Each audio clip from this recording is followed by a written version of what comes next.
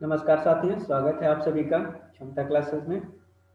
तो चलिए अपने क्लास 10 की सीरीज़ को आगे बढ़ाते हुए हम प्रैक्टिस सेट 2 आज करते हैं, जिसमें आपको इम्पोर्टेंट क्वेश्चंस के सीरीज में करा रहा हूं और आप इसको देखिए, आपके लिए बहुत लाभदायक होगा। आपके एग्जाम्स में बिल्कुल ऐसे ही क्वेश्चंस आपको देखने के लिए मिलेंगे आपके एग्जाम में।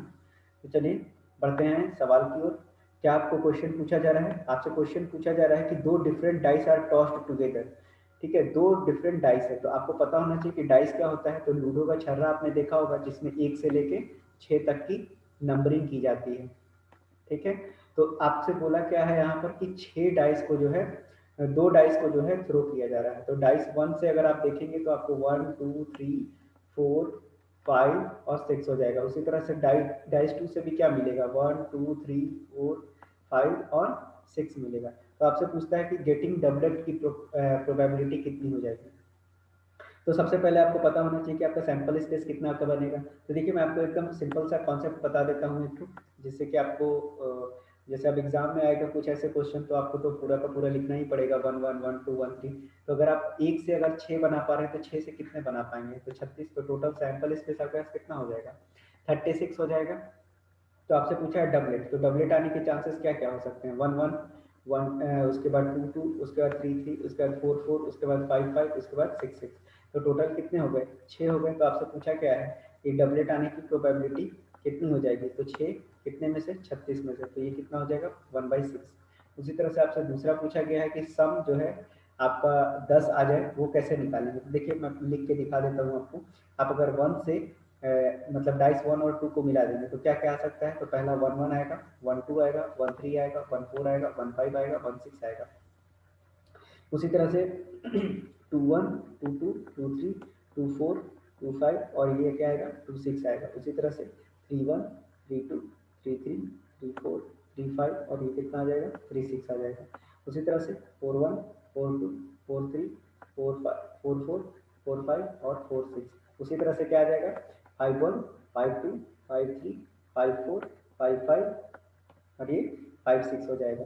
उसी तरह से 6 1 6 2 6 3 6 4 6 5 और ये 6 6 हो जाएगा। अब आप इसको काउंट कीजिए तो टोटल सैंपल स्पेस भी 36 आ जाएगा आपके पास। आपसे दूसरा क्वेश्चन क्या पूछा है कि सम 10 आना चाहिए। तो देखिए, सबसे पहले कौन सा जोड़ेंगे आप? तो आप देख लीजिए यहाँ पर 4 और 6 को जोड़ेंगे तो आपका 10 आ जाएगा। उसी तरह से 5 और 5 को जोड़ेंगे तो भी 10 आ जाएगा, है ना। और उसके बाद किसको जोड़ेंगे आप? यहाँ पर 6 और 4 को जोड़ेंगे तो भी आपका 10 आ जाएगा।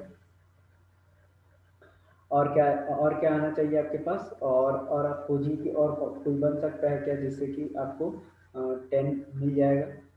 तो नहीं मिल रहा है और कोई 10। तो आपको 10 आने की प्रोबेबिलिटी कितनी हो जाएगी? 3/36 मतलब 1/12। तो आपका दोनों आंसर निकल गया है। तो चलिए बढ़ते हैं अपने नेक्स्ट प्रश्न की ओर। तो चलिए बढ़ते हैं अपने नेक्स्ट प्रश्न की ओर। देखिए, आपसे क्या सवाल पूछा जा रहा है? पूछा जा रहा है कि N integer is chosen at random between 1 and 100, तो find the probability that it is divisible by 8। तो पहला संख्या 8 हो जाएगा। दूसरा संख्या क्या हो जाएगा आपके पास? तो दूसरा संख्या आपके पास 16 हो जाएगा। तो 16 हो गया। 8 3 24, 8 4 32, 8 5 40, 48। ठीक है, 8 7 56, 8 8 64, 8 9 72, 80, उसके बाद 88, उसके बाद 96। और तो कोई नहीं होगा। तो आप देख लीजिए, 2 2 4 2 6 2 8 2 10 2 12। तो टोटल आपके पास सैंपल स्पेस कितना बन गया? तो टोटल सैंपल स्पेस कितना बन गया आपके पास? तो 12 आ गया, है ना। तो अब पूछता है कि 8 वो संख्या जो है, सॉरी एक्सट्रीमली सॉरी, सैंपल 12 नहीं बना है। आपसे क्या पूछा है कि कितने संख्या हैं? ठीक है, एंड इंटीजर इज चूजेड 1 से 100 के बीच में। तो 1 से 100 के बीच में ऐसे कितने नंबर मिल गए जो कि डिविजिबल है 8 से? तो 12 से। तो और 1 से 100 तक संख्या कितनी हो जाएंगी? तो 100 हो जाएंगी। तो डिविजिबल बाई 8 के लिए प्रोबेबिलिटी कितना हो गया डिविजिबल बाई 8 के लिए? तो आप लिख लीजिए 12/100 कर दीजिए। तो चलिए 12 4 25 100, तो 3/25 आपका आंसर हो गया। सॉरी, ये आपको बोल रहा है कि बिटवीन में बोला है ना। बिटवीन बोल दिया है तो 2 घटा दीजिए। तो आपका 100 ना लेके आपको क्या लेना पड़ेगा? 98 लेना पड़ेगा, क्योंकि देखिए आपको बोल दिया कि बिटवीन में लेना है। तो कितना हो जाएगा? 12/98 हो जाएगा। तो 12/98 कर लीजिए। तो ये कितना हो जाएगा? 2 छक्का 12, 2 चौके 8 और 2 नवा 18 हो जाएगा। तो 6/18 49 आपका आंसर हो जाएगा। अब बोला है कि नॉट डिविजिबल बाई 8, तो P जो है नॉट डिविजिबल बाई 8 पूछा गया है, तो 8 से भाग नहीं लगेगा। तो नॉट डिविजिबल बाई 8 आपका क्या हो जाएगा, टोटल प्रोबेबिलिटी 1 होता है, तो 1 माइनस 6/49 कर दीजिए, तो 49 में से 6 जाएगा तो कितना बचेगा, 43/49। आई होप आपको ये अच्छे से समझ में आ गया होगा। चलिए बढ़ते हैं अपने अगले प्रश्न की ओर। तो अगला क्वेश्चन क्या बोलता है आपसे, आपसे अगला क्वेश्चन बोलता है कि find the HCF and LCM of इतना and verify that LCF into, देखिए आपके पास बोलता है कि अगर आपके पास फॉर्मूला क्या होता है, तो एचसीएफ इनटू एलसीएम बराबर क्या होता है, first number into second number के बराबर होता है। तो आपको बोला है कि ये वेरीफाई करना है, तो पहले तो आपको ये जो 2 नंबर दिया हुआ है ना, उसको बताना है कि मतलब इसका एलसीएम कितना होगा। तो चलिए एलसीएम पहले निकाल लेते हैं, तो 404 का एलसीएम निकालिए। तो 404 का एलसीएम निकाल लेते हैं, तो 404 का कितना हो जाएगा, 2 दूना के 4 0, और 2 दूना के 4, 2 एकम 2, तो कितना हो जाएगा, फिर ये 3 से जाएगा क्या, नहीं 4 से जाएगा, 5 6 7 7 8 9, 9 से भी नहीं जाएगा, फिर कितने से जाएगा, तो अब ये किसी से नहीं जाएगा, 101 से जाएगा, तो एक बार में चला गया। आप उसी तरह से 96 का भी एलसीएम निकालिए, तो कितना हो जाएगा आपके पास, 2 चौके 8, सॉरी प्राइम फैक्टराइजेशन कीजिए, 2 चौके 8, 2 अठी 16, 2 दूना 4, 2 चौके 8, 2 12 24, 2 सका 12, 2 तिहाई 6, तो एलसीएम अब आपका कितना निकल जाएगा, तो 404 का था आपके पास 2 इंटू 2 इंटू 101 था, और उसी तरह से आपका 96 का कितना था, तो ये था 2 इंटू 2 इंटू 2 इंटू 2 इंटू 2, 2 दो 4 1 5 और इंटू 3 हो गया। तो जो आपका एलसीएम आएगा वो कितना हो जाएगा, जो ये तो बन रहा है, इसके अलावा जो है बाकी जो बन रहा है, 2 दूना 4 दूनी 8 और 8 3 24, तो आप इसको कैलकुलेट कर लीजिए कितना आ रहा है आपके पास। बिल्कुल कितना आएगा आपका एलसीएम, 9696 आएगा, ठीक है। और एचसीएफ आपको दिख रहा होगा, 2 दूना के 4 आएगा। अब आप इसको गुना करके देख लीजिए, तो 9696 को आप गुना करेंगे 4 से, तो आप देख लीजिए कितना आ रहा है। तो 6 चौके 24, 9 चौके 36 और 2 38, 3 6 चौके 24 और 3 27, और 9 चौके 36 38 38 इतना आ रहा है। और आप इसको भी गुना करके देख लीजिए, 404 को 96 से गुना करके देख लीजिए, तो ये भी आपको 38 78 4 के बराबर ही आएगा। मतलब ये क्या हो गया, वेरीफाइड भी हो गया, ठीक है, प्रूव हो गया। चलिए बढ़ते हैं अपने अगले सवाल की ओर। देखिए क्या बोलता है अगला सवाल, बहुत ही अच्छा सवाल है, आपको बहुत कुछ सीखने मिलेगा अगर आप अभी तक पॉलिनोमियल नहीं जान रहे हैं तो देखिए इस सवाल को कैसे बनाएंगे, पहले तो मैं करेक्शन कर दूँ, ये 2√3 है और ये भी √3 है, ठीक है। तो आपसे क्या बोला जा रहा है, बोला जा रहा है कि सभी जीरोस के बारे में बताइए, पॉलिनोमियल क्या दिया हुआ है आपके पास। तो आप मान लीजिए कि पॉलिनोमियल आपका px है, ठीक है, जो 2x का power 4 minus 9x³ plus 5x square plus 3x minus ये 1 है, ठीक है, और इसके 2 जीरोस दिए हुए हैं, तो ठीक है 2 जीरोस दिए हुए हैं, तो उससे आपको क्या निकाल लेना है, gx निकाल लेना है। तो वो कैसे आप निकालेंगे, तो आपको क्या करना है कि 2 प्लस √3 दिया हुआ है और एक दिया हुआ है 2 माइनस √3 दिया हुआ है, तो कैसे करेंगे आप इसको gx निकालने, मतलब कि ये 2 जीरोस दिया हुआ है ना, 2 जीरोस दिया हुआ है, मतलब ये x माइनस 2 प्लस √3 कुछ ऐसे हुआ होगा, तभी तो ये क्या बना होगा, जीरोस बना होगा। और दूसरा क्या बना होगा, x माइनस 2 माइनस √3 बना होगा, तभी तो ये कुछ उस तरह से उधर जाकर आप इसको जीरो पर इक्वेट करके देख लीजिए, तो दोनों वैल्यूज आपको मिल जाएंगी। अब आप इसको क्या करना है, आपको इसको प्रोडक्ट कर देना है, तो आप इसको क्या लिख सकते हैं, तो आप इसको प्रोडक्ट कर लीजिए।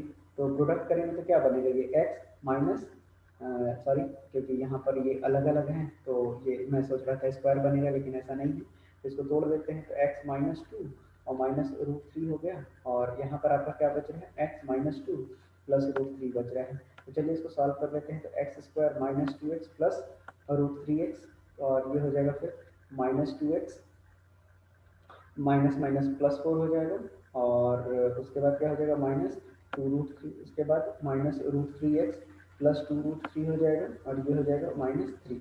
अब इसको सॉल्व कर लीजिए, ये कितना आ रहा है, √3x से √3x को हटा दीजिए, 2√3 से 2√3 को हटा दीजिए, तो आपके पास क्या बचेगा, एक्स स्क्वायर माइनस 4x और क्या बचेगा, प्लस 1 बच रहा है, तो ये आपका क्या आ गया, gx आ गया। अब आपसे पूछा है कि सभी जीरोस बताना है पॉलिनोमियल का, है ना, तो अब gx जो है वो भाग लग जाएगा किसमें, मतलब gx से भाग लगाएंगे आप किसमें, तो px में, है ना, तो जो इसका फैक्ट मतलब जो कोसेंट मिलेगा वही आपका क्या हो जाएगा, सभी जीरो बता देगा, मतलब 2 माइनस रूट थ्री और 2 प्लस रूट थ्री के अलावा भी दो ठो निकल जाएगा। तो चलिए जी एक्स आपके पास कितना है, तो x square minus 4x plus 1। अब इसको आप भाग लगा दीजिए, कितना कितना आपके पास है, तो आपके पास है 2x का पावर 4, 2x का पावर 4 माइनस 9x क्यूब, ठीक है, और उसके बाद plus 5x square plus 3x minus 1, ठीक है। तो अब देखिए इसको कैसे भाग लगाते हैं, तो सबसे पहले चेक करते हैं इसका पावर और इसका पावर। देखिए 2 है तो कितना से करेंगे, 2x स्क्वायर बन जाएगा, तो 2 इंटू एक्स स्क्वायर से करेंगे तो ये क्या बन जाएगा, 2x का पावर 4 बन जाएगा। और आगे आप कर लीजिए, तो माइनस 4 गुना के 8x क्यूब हो जाएगा, और अगला क्या हो जाएगा, प्लस 2 इंटू एक्स स्क्वायर, है ना। आप मल्टीप्लाई करते जाइए, अब ये माइनस हो गया, ये प्लस हो गया, और ये भी माइनस हो गया, तो इससे ये कट गया, 9 में से 8 गया तो कितना बचा, माइनस एक्स क्यूब बचा, और यहाँ पर प्लस क्या बचा, 3x स्क्वायर बचा। अब आप एक्स स्क्वायर को किससे गुना करेंगे कि माइनस एक्स क्यूब हो जाएगा, तो माइनस एक्स से कर दीजिए, तो ये कितना आ जाएगा आपके पास। और यहाँ पर ये जो 3x है उसको भी नोट कर लीजिए आप, तो ये बन जाएगा माइनस एक्स क्यूब, उसके बाद ये minus minus plus 4x square, और ये हो जाएगा माइनस एक्स। तो आप देख लीजिए, यहाँ हो गया प्लस, यहाँ हो गया माइनस, यहाँ हो गया प्लस, तो ये एक्स क्यूब से एक्स क्यूब कैंसिल आउट हो गया, और यहाँ बचा माइनस एक्स स्क्वायर, और यहाँ क्या बचा, प्लस 4x, है ना।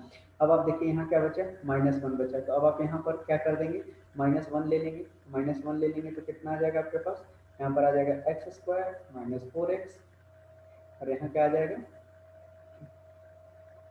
सॉरी आपने माइनस लिया है तो ये बन गया माइनस एक्स स्क्वायर, ये हो गया प्लस 4x, और ये हो गया माइनस 1। तो अब आप सबको प्लस कर दीजिए माइनस, और ये हो गया प्लस, ये कट के कितना आ गया, जीरो। तो जो आपका फैक्टर बचा कितना बचा, कितना बचा, आप इसको फैक्टराइज कर लीजिए, तो ये हो गया 2 एकम 2, है ना। तो इसको फैक्टराइज करके लिख दीजिए, 2x इंटू एक्स माइनस 1, और यहाँ प्लस 1 एक्स माइनस 1, तो x minus 1 into 2x plus 1। तो अब आपका दो फैक्टर और पता चल गया, कौन सा, इसको जीरो पर इक्वेट कीजिएगा तो x की वैल्यू 1 आ जाएगी, और एक आ जाएगा -1/2। तो उन दोनों के अलावा ये दो वैल्यूज भी आपका उसका फैक्टर हो जाएगा। चलिए बढ़ते हैं अपने अगले प्रश्न की ओर। तो आगे कहता है कि ए बी सी डी जो है आपका वर्टाइसेस ऑफ द पैरेललोग्राम है, तो आपसे बोलता है कि ए और बी का वैल्यू बताइए। तो आपको इसके लिए जो है बिल्कुल प्रॉपर्टीज पता होनी चाहिए, किसका, पैरेललोग्राम का। तो आपको पता है कि पैरेललोग्राम के क्या होते हैं, अपोजिट साइड्स इक्वल होते हैं, लेकिन डायगोनल इनके इक्वल नहीं होते हैं, बल्कि डायगोनल क्या करते हैं, बाइसेक्ट करते हैं। तो अगर मैं आपके लिए पैरेललोग्राम बना दूँ, तो ये आपका पैरेललोग्राम बन गया, और ये पैरेललोग्राम जो है आपका, और ये आपका डायगोनल, तो डायगोनल बराबर नहीं होते हैं, तो डायगोनल बराबर नहीं होते हैं, लेकिन वो क्या करते हैं, वो बाइसेक्ट करते हैं। तो आपके पास क्या दिया हुआ है, ए बी सी और डी दिया हुआ है, आप इसको ओ मान लीजिए। तो आपके पास ए का वैल्यू कितना दिया है, -2,1। उसी तरह बी के लिए कितना दिया हुआ है, a,0, और उसी तरह से सी के लिए कितना दिया हुआ है, 4, डी दिया हुआ है, और डी के लिए कितना